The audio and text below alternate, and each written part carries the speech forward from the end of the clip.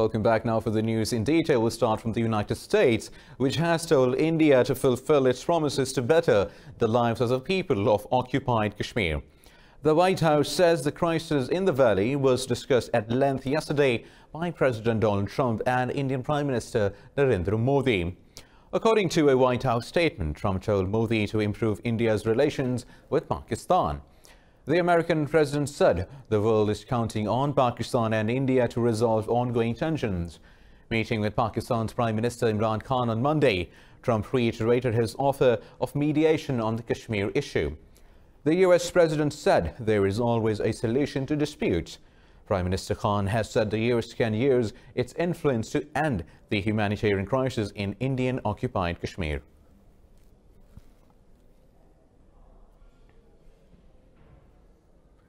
In India, Ghulam Nabi Azad, India's leader of the opposition in the upper house of parliament, says the situation in occupied Kashmir is terrible. Azad says his recent tour of Kashmir was severely curbed by Indian occupation authorities. This report has more details.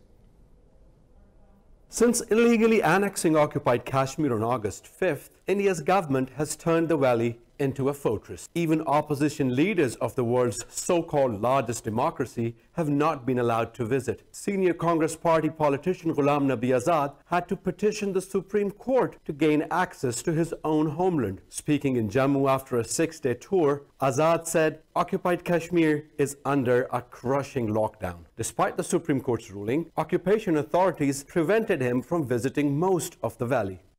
I was not even allowed by the administration to visit 10% of the places where I had planned to go in the valley during my stay there. There is no sign of freedom of speech in Jammu and Kashmir. Congress leader Azad criticized the arrests of Kashmiri politicians and New Delhi's ban on political activities in the valley. Congress leader Azad said he will soon submit a report on the situation in occupied Kashmir to the Indian Supreme Court. The New Delhi imposed curfew and communications blackout in the occupied Kashmir is now in its 52nd consecutive day. Meanwhile, Pakistan's Prime Minister Imran Khan says India's lockdown in occupied Kashmir has turned the valley into an open jail. Addressing a press conference on the sidelines of the ongoing UN General Assembly session in New York, Khan said the world has failed to protect Kashmiris' rights. Prime Minister Imran Khan highlighted the mass arrests of Kashmiris and their relocation to the secret jails elsewhere. He spoke of hospitals not working, the crushing curfew, and his concerns that a massacre could take place if the curfew is lifted. Just to remind the world that there are 11 Security Council, UN Security Council resolutions that recognize Kashmir as a disputed territory, and which gave the right to people of Kashmir the right of self-determination through a plebiscite to decide their destiny. That right has been given to the people of Kashmir for 70 years. Khan added, India today is governed by a racist Hindu supremacist party influenced by the RSS ideology, which is pursuing state terrorism. He added, this can sow the seeds of radicalization and instability in the region. The Prime Minister said the world needs to address the Kashmir issue. I'm alarmed, and I think the world leaders need to know. I've spoken to the world leaders. I've spoken to President Trump. I've spoken to Boris Johnson, the British Prime Minister. On telephone, I've spoken to Angela Merkel, to President Macron of France. I've spoken to the Muslim leaders. And this is the time for the world to act before this goes too far. Meanwhile, PM Khan hosted a dinner for a delegation of OIC contact group on Kashmir at New York. He said after the UN session, he will take the issue to the OIC summit. Meanwhile, Pakistan has urged the UN Security Council to act urgently and decisively after India illegally annexed occupied Kashmir. In a letter to Russia's permanent representative to the UN, Vasily Nebensia, Foreign Minister Shah Mahmood Qureshi said India has jeopardized regional peace and stability. Qureshi said Pakistan is committed to pursuing peaceful avenues to address the ongoing crisis in occupied Kashmir.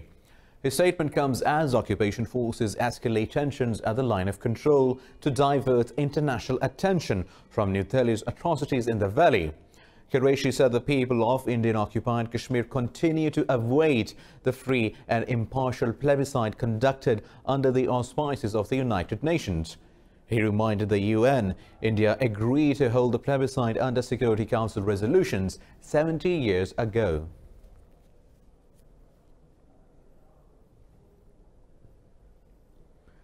A fact-finding report has exposed the Indian military's atrocities and brutalities in occupied Kashmir. The report was presented by activists from the Communist Party of India, Muslims Women's Forum and the National Federation of Indian Women. The five-member group visited the valley from September 17th to September 21st and presented eyewitness accounts of the lockdown. The report said 13,000 boys have been abducted by Indian troops and families have no information about them. It said the revocation of the Article 370 has united the Kashmiri people and they are ready to fight against Indian annexation. The activists have demanded the restoration of Article 370, the release of all detained and removal of Indian troops from civilian areas.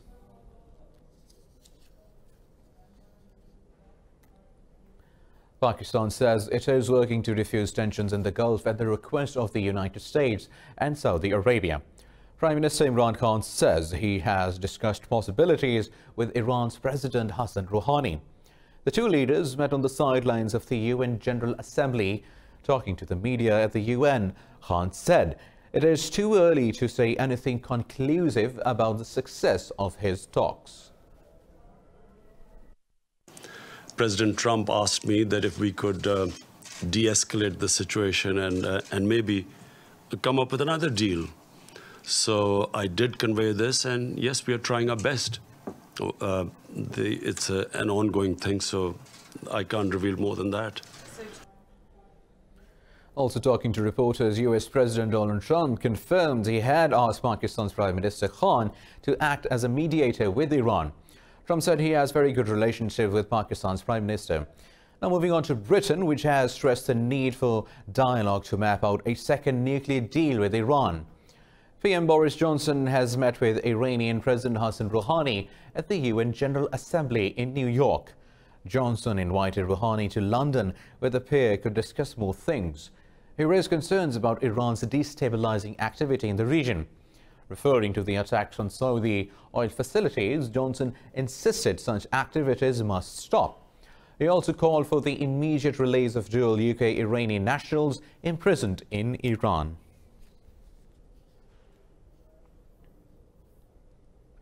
Moving on, France says conditions are now ripe for a meeting between US President Donald Trump and Iran's President Hassan Rouhani. President Emmanuel Macron says it is now up to them to make it happen. Macron says he worked on the sidelines of the UN General Assembly to arrange a face-to-face meeting between Trump and Rouhani. Speaking to reporters in New York, Macron said he will continue efforts to salvage the 2015 Iran nuclear deal. France is ready to help, and I consider that this discussion must begin between the United States and Iran, and it must be able to involve all the signatories of the JCPOA nuclear accord and the regional powers. Meanwhile, Iran says it is willing to give reassurances that it won't seek nuclear arms and will accept changes to the 2015 nuclear deal. Speaking on state television, government spokesman Ali Rabai said this can only happen if the US returns to the deal and lifts sanctions off Iran. He said President Rouhani has proposed small changes to the 2015 accord. Meanwhile, Iran's foreign ministry said a detention order on the British tanker Steno Impero has been lifted. But the company which owns the tanker says it is not aware of any formal charge against the crew or company. It said a probe into the vessel's violations and the damage it caused to the environment is underway. The United Kingdom's Attorney General Geoffrey Cox says the government will not suspend Parliament unlawfully. Addressing lawmakers, he said the government accepts the fact that it has lost the Parliament suspension case in Supreme Court. Prime Minister Boris Johnson's top legal advisor said the government will comply with the law to stop a no-deal Brexit. The law passed by Parliament compels the PM to seek a Brexit delay to avoid an exit without a deal. The government accepts the judgment and accepts that it lost the case. And at all times, the government acted in good faith and in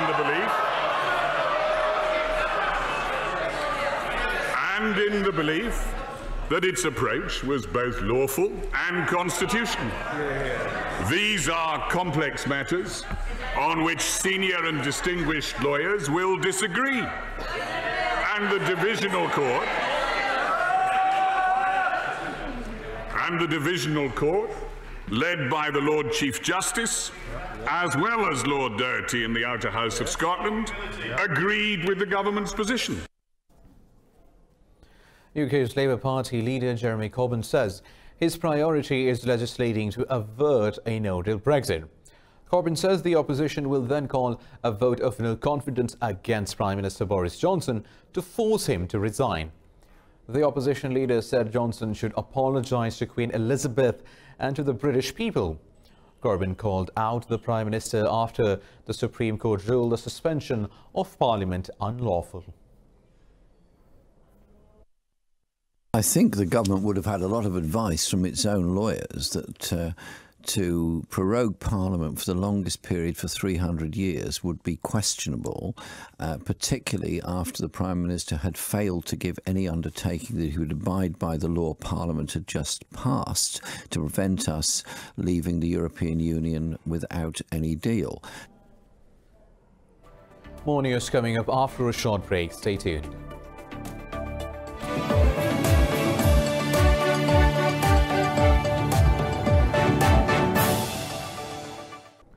Welcome back now. Moving on with the news stories. US House Democrats have launched a formal impeachment inquiry against President Donald Trump. Speaker Nancy Pelosi says the president violated his oath by asking Ukraine's help to smear his Democratic rival Joe Biden ahead of next year's elections. Pelosi says President Trump must be held accountable for violating national security and the integrity of US elections. Trump quickly fired off 4 tweets in response, calling the inquiry another Democratic witch hunt. On Monday, Biden admitted that, as vice president, he had pressured Ukraine into sacking its top prosecutor for investigating his son.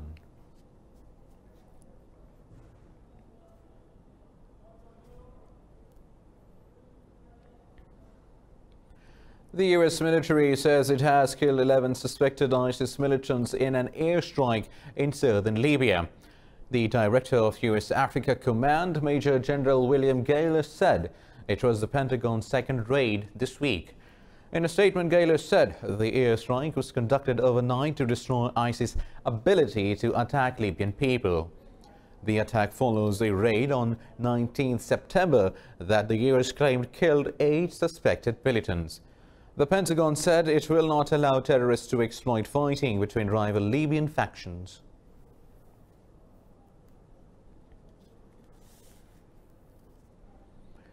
Egypt and Qatar have traded barbs over Libya at the UN General Assembly, complicating the body's push for peace in North Africa. Qatar backs the UN-backed government, while Egypt supports rival forces commanded by Khalifa Haftar. In his address to the United Nations, Egyptian President Abdel Fattah al-Sisi said there had to be a concerted effort to stop militias from taking control of Libya. He said the conflict needs to be stopped and support from external forces thwarted. Speaking shortly afterwards, Qatar's Emir Sheikh Tamim bin Hamad Al Thani accused Haftar's forces of carrying out war crimes with impunity. He said Haftar is conducting attacks with the support of countries that are undermining the government and the United Nations peace efforts.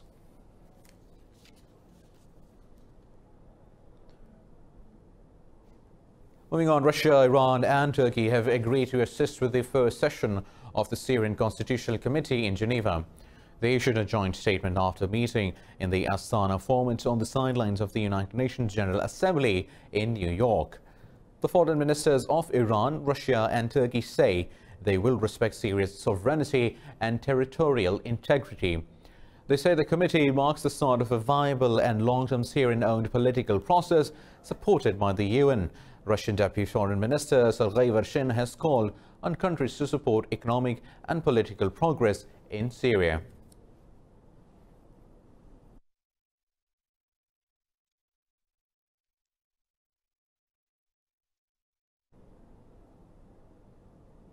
Meanwhile, 7 people have been killed and 46 others injured by an oil tanker explosion in Mali. The accident happened after the tanker's driver lost control and the vehicle rolled over on a highway in the capital Bamako. Officials say the tanker was carrying 14,000 litres of fuel at the time. The 46 people injured in the accident are being treated at local hospitals. The Civil Defence Ministry says an inquiry into the crash is underway.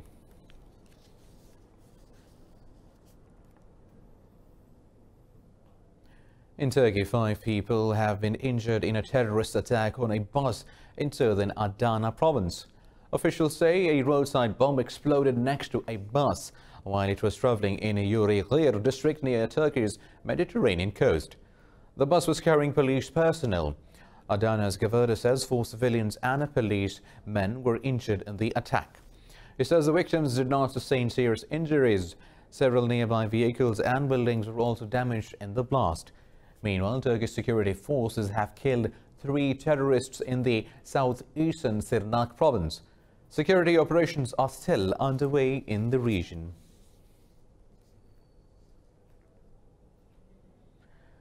Yet another Indian Air Force MiG-21 warplane has crashed, underlining its reputation as a flying coffin.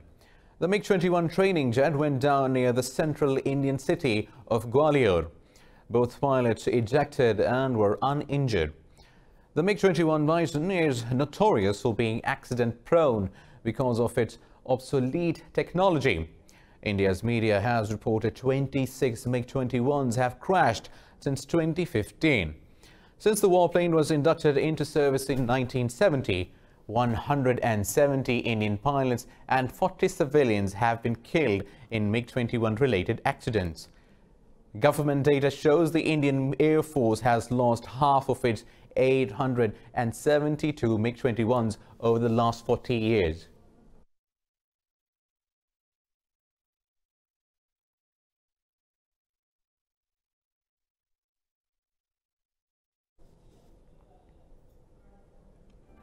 More news to follow after a short break. Stay tuned.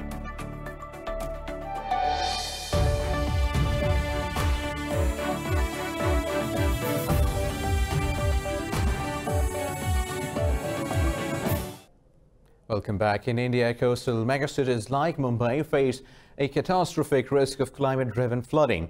The shanty dwellers of its coastal areas fear for their homes and lives. More in this report. During the monsoon, rainstorms regularly flood the slums of Mumbai, Asia's biggest, leaving hundreds of people vulnerable. For densely populated cities like Mumbai, such disasters are a threat to personal incomes as well as national economies. If water levels rise, I don't think any part of Mumbai will be safe. Mumbai is an island and there is only one way out, and even tall buildings won't be safe. It's dangerous and worrying for our children's future and leaves every family living here at God's mercy. Forestry officer D.R. Patel wades through knee-deep water to plant mangroves and trees, the only protection they have at the moment. If we lose mangroves, there will be major flooding as water ingress will happen as sea level rises and water seeps into the city, causing human casualties and flooding.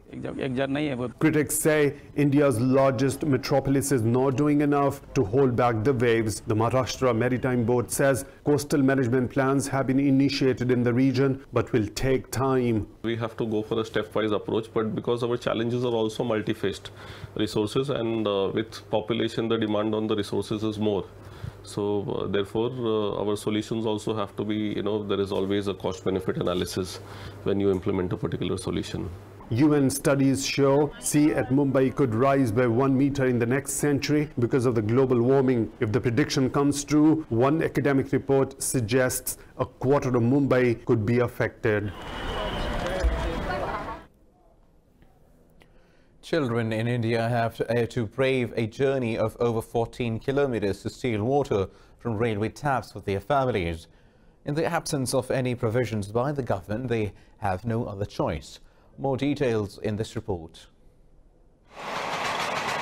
In India's poorest village of Mukandwadi in Maharashtra, children miss school for a 14-kilometer return train journey to fetch water.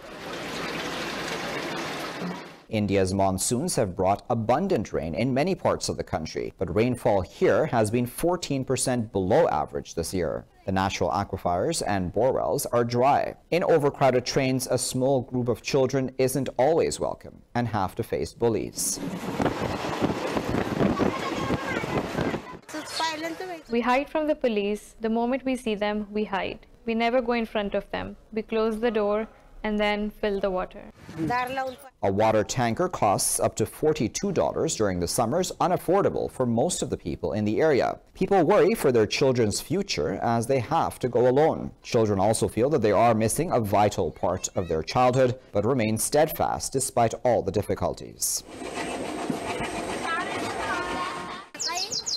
I go to the school at 8 a.m. and come back at 1 p.m. and at 4 p.m. I go to get water. After I come back, I sit down to study. I don't get any time to play. According to the UK-based charity WaterAid, some 163 million people do not have access to clean water, the biggest proportion of any country.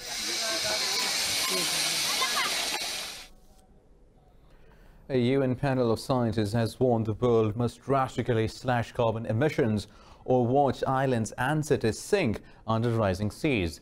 The panel also said if current unsustainable patterns continue, marine life could completely collapse and the world's rivers could run dry. More in this report. Days after millions of people held rallies demanding increased action against climate change, a new UN report warns time to save the planet is running out.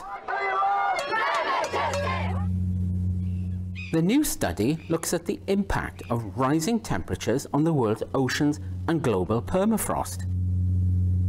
We are dealing with two large-scale systems, the cryosphere, the glaciers, the ice sheets, and then the oceans. So we are talking about 70%, 3/4 of the surface of the planet, and these systems are affected by climate change. The report says carbon emissions, which hit a record high last year, are inflicting a devastating toll on ecosystems around the world. The UN panel of scientists says by the year 2100, sea levels could rise to 10 times their current level. Last century, we have seen a rise of about 15 centimeters, and the rise in sea level is accelerating. And we must understand that this rise in mean sea level adds to the surges that are coming from the storms, from the increasing intensity of hurricanes and cyclones. The report warns some island states are likely to become uninhabitable beyond the start of the next century. But it stresses the future of our oceans is still in our hands. It says the worst-case scenarios can still be avoided, but only with immediate cuts to carbon emissions.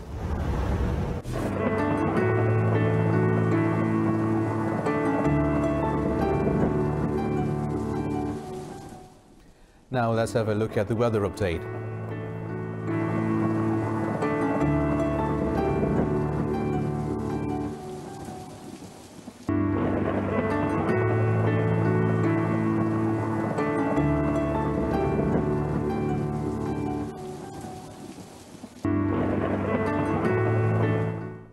Well, that's all for now. For more news and updates, keep watching Indus News.